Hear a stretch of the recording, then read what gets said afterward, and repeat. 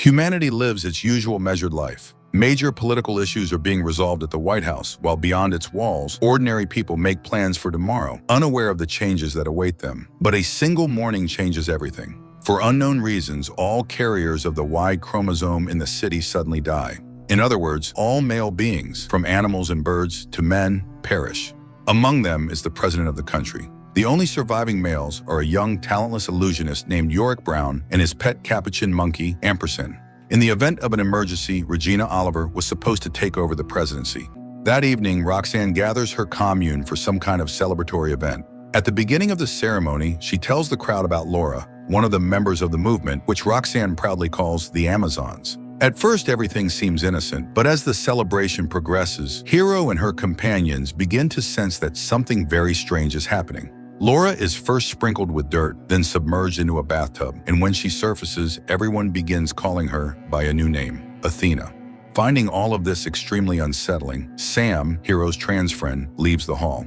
One of the movement members follows him to warn against clashing with Roxanne, but instead, she only gets herself into trouble. She is immediately summoned for a conversation. Back at the White House, Jennifer receives a report that the search group has located Sarah and is preparing an ambush. The president begins to worry that the scouts might also find her son, but by that time, Allison manages to convince Yorick to leave, and the pair escape into the forest. Tension rises. The trackers try to catch up with Yorick and Allison, but Sarah neutralizes the soldiers and destroys their radios, cutting off the signal to the White House. That night, Nora wakes up to the sound of screams. Trying not to make any noise, she peeks out of the room and sees a crowd of Amazons punishing a girl for speaking to Sam. The smiling beauties turn out to be ruthless, but Nora decides not to intervene. She wants her daughter to stay safe, and for that, she is willing to play by their rules. Sarah finds a van, and the group continues their journey to San Francisco, despite Yorick and Allison's attempt to escape. Naturally, this causes even more tension among them. Sarah no longer trusts her companions, which leads to another disaster. She falls asleep at the wheel, and the vehicle crashes off the road. After climbing out of the wreck, Allison tries to find Sarah, but she's no longer in the driver's seat.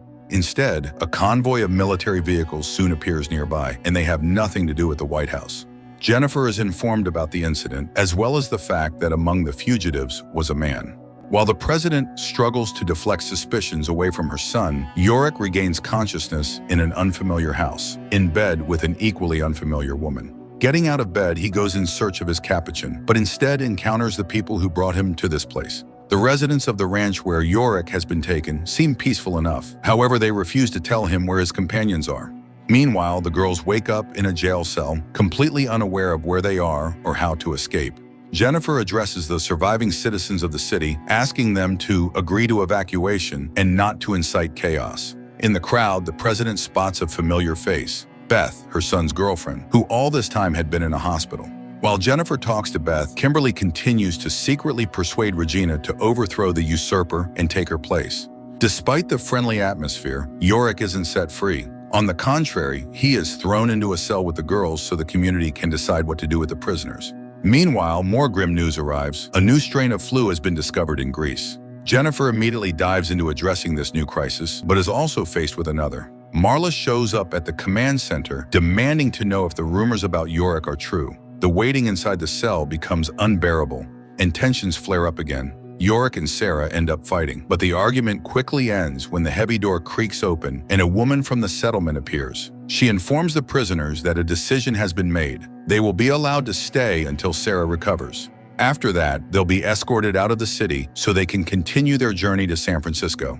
The ranch residents provide Sam with a separate bedroom. Before she drifts off to sleep, she warns Yorick to stay alert and trust no one. But Yorick is convinced that Sam is exaggerating the danger. The ranch seems lively, and everyone appears peaceful and kind. Moreover, they have plenty of food, electricity, and water, luxuries that are rare in most regions now. Meanwhile, Marla's grief becomes unbearable. She climbs to the roof and takes a step into the void, hoping to reunite with her husband and sons. She leaves a note for her daughter, apologizing and urging her to be strong.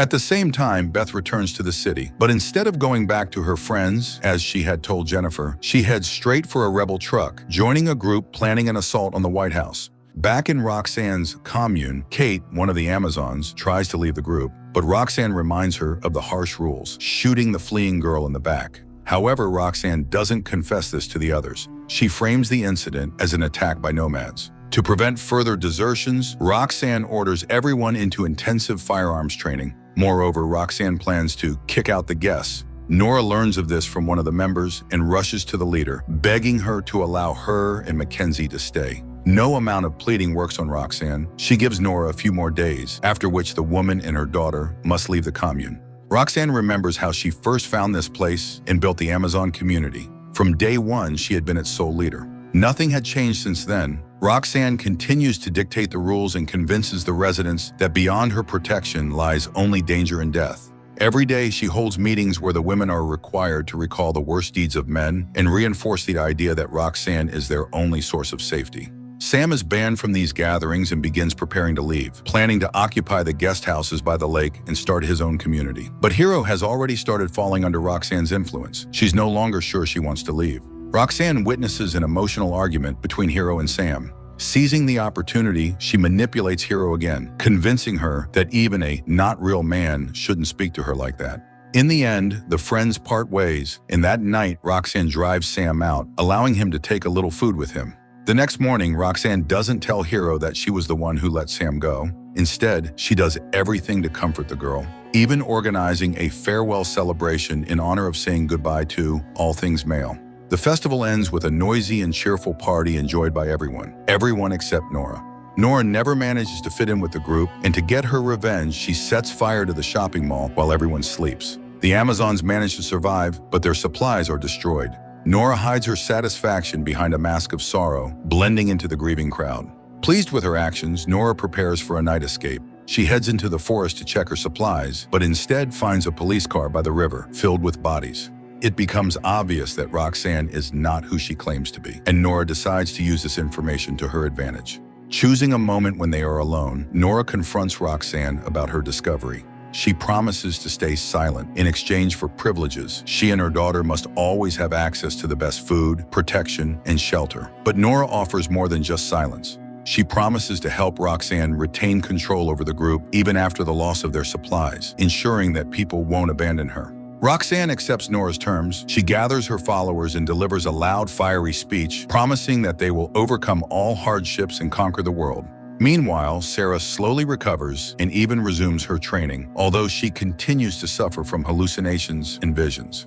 Despite this, she keeps a close eye on Yorick, who seems to have once again let his guard down and placed too much trust in the villagers.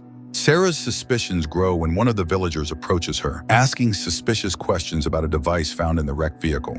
The girl refuses to reveal what it is, but she clearly doesn't want Yorick to find out about the beacon. On Roxanne's orders, Hero finds another settlement, a group of women who have created a memorial to honor the memory of men. Hiding behind the guise of protecting women's rights, Roxanne organizes a raid to steal food and supplies from the settlement. The Amazons unleash hell on the inhabitants of the memory town, but Nora quickly realizes something is wrong. Instead of simply taking food and water, the savages are destroying everything in a frenzy. Nora doesn't like what she sees and tries to reason with Roxanne, but the deranged leader insists that this is the right path. Fully recovered from her illness, Regina Oliver prepares to overthrow Jennifer Brown. She instructs her allies to be ready for a coup within 30 minutes. Seeking additional support, Regina turns to Kimberly. But after her mother's death, Kimberly has lost her fire and no longer wants to be involved in the rebellion. At the same time, under the government building, Beth's team plants explosives. Jennifer Brown is summoned to the command center, where she is accused of hiding information about Yorick. To protect her pregnant aide, Jennifer is forced to confess, admitting that her son survived. She also reveals that he was sent to a geneticist in the hope of saving humanity, although no one knows if he has reached his destination. Even those who had supported Jennifer the day before now side with Regina. They demand that the liar step down and hand over power to the true president. But the discussion is interrupted. An explosion rocks the building, and it becomes clear that intruders have broken in. The rebels, led by Beth, storm the building. Making their way through the underground tunnels, they clash with the politicians, and the president's security service is forced to lay down their arms and surrender. Jennifer recognizes Beth despite her balaclava, but the girl manages to signal her to stay silent and not expose her. Regina's desire to be president vanishes the moment danger appears. Thus, Jennifer Brown has to take responsibility and negotiate with the rebels, responding to their demands. The rebels move the hostages out of the control center, hoping to leave the building with them without encountering the feral townspeople. At that moment, Regina begins to assert that she is the rightful president and everyone must obey her. In a fit of rage, she accuses everyone of betrayal, attempts to expose her former allies, including Kimberly, and, as the final blow, announces that Jennifer Brown's son is alive. One of the rebels silences the hysterical woman with a bullet to the forehead, but the damage is already done. Her words have been spoken, and most importantly, the rebels' plans are now thrown into chaos. Meanwhile, Yorick's prolonged stay at the settlement leads to trouble. The women, starved for male attention, begin hunting him, hoping to spend time with the last surviving man. Taking advantage of the moment when Yorick is distracted and Allison is socializing with the locals, Sarah sneaks into the forest to destroy the beacon that had been transmitting her location all this time. The rebels fail to evacuate the hostages in time. A second rival faction releases tear gas through the ventilation system. Gunfire erupts in the hallways, people scatter in panic, and those who don't escape in time fall dead to the floor. Beth secretly removes Jennifer's handcuffs and tries to lead her away. The president doesn't have time to save her pregnant aide, but Kristen is not left alone. Kimberly stands up for her. Through the underground parking lot, the girls manage to reach an exit. At the memory town, among personal belongings, Roxanne finds a notebook listing the names of all surviving men. Now the leader has a new goal: to hunt down and destroy them all, to free the planet. The Amazons decide to start with the young man they had already seen once, the one now living in the nearby village. Nora shows Roxanne his portrait. It's none other than Yorick Brown. Beth gives Jennifer her uniform. Before they part ways, Jennifer tells the girl that Regina's words were true. Yorick is alive. Roxanne and Nora set out to find the village where they believe the surviving man is hiding. But sensing danger, Sarah urges her companions to leave quickly. The news of their imminent departure doesn't please Yorick, but he's not ready to argue with the agent. However, it's unlikely they'll disappear in time. Roxanne has already located the estate and is preparing her squad to attack within a few hours. During a meeting, two nomads burst into Roxanne's camp. From them, Hero learns about the president's death. Not knowing that the title of president didn't belong to her mother, Hero assumes it was her who died. In reality, Jennifer is still alive. Having mourned her daughter, she prepares to flee with Beth. The president can no longer stay in the city, where a hunt has already begun for her.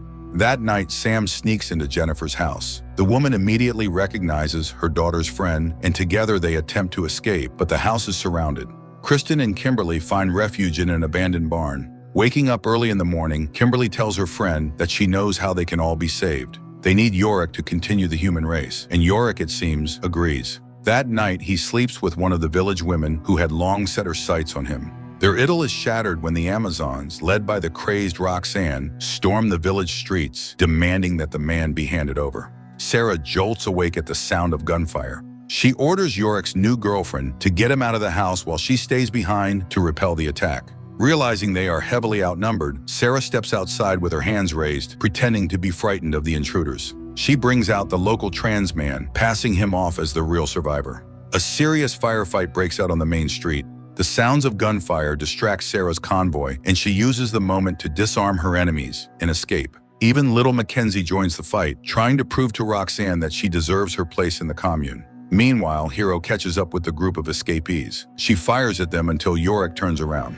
Recognizing her brother, Hero freezes, but Yorick's girlfriend, unaware of the family connection, shoots Hero. Wounded, Hero manages to tell her brother about their mother's death and warns him that the Amazons intend to destroy him. She urges Yorick to flee and, to buy him time, eliminates one of her own sisters in arms. The firefight in the city rages on. But unexpectedly, Nora raises her hands and steps into the center, declaring their surrender. This sends Roxanne into a frenzy, but no one cares anymore. Hero tells Nora that Yorick is alive. This gives the women new strength, and upon returning to their camp, Nora decides to depose Roxanne and open the girl's eyes to the truth. But words alone don't work.